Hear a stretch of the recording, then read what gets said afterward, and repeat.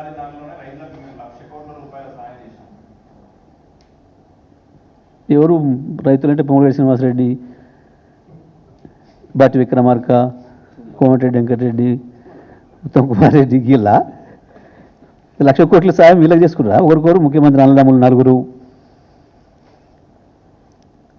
ముఖ్యమంత్రి కుటుంబం నలుగురు మంత్రులు, 1,00,000 కోట్లు వీళ్ళకేనా సాయం చేసింది?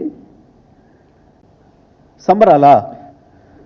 ఎందుకు 2.5 నెలలు ఓట్ల కల్లాల వండబెట్టి 4 సార్లు నానబెట్టి తడిపినందుక, లేదా 4 విడతలు ఇవ్వాల్సిన రైతు బంధు ఎగ్గొట్టి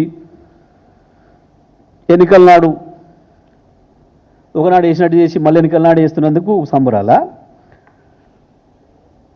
రైతు బీమా ఎగ్గొట్టి పాపం చనిపోయిన కుటుంబాలు ఉసురు పోసుకుంటున్నందుకు సంబరాలా?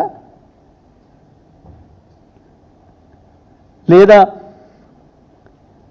నదుల నీళ్లను కూడా ఉపయోగించలేక ఉన్న ప్రాజెక్టులను ఉపయోగించకుండా లక్షలాది ఎకరాలు ఎండబెట్టి రైతాంగాన్ని మళ్ళీ అప్రపాలు చేసినందుకు సంబరాలా? దేనికి సంబరాలు చేస్తున్నారు?